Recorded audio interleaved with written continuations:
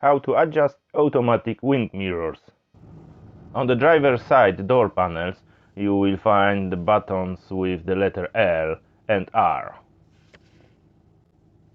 and a circle path with 4 directions: up, down, left hand side and right hand side.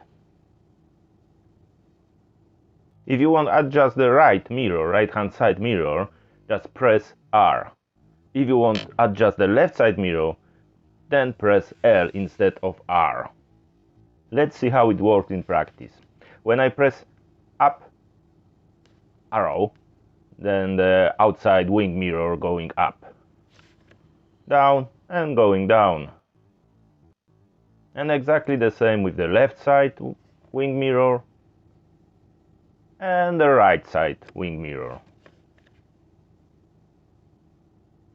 Thank you for watching, guys. Please like, subscribe and comment. See you next time. Cheers, bye.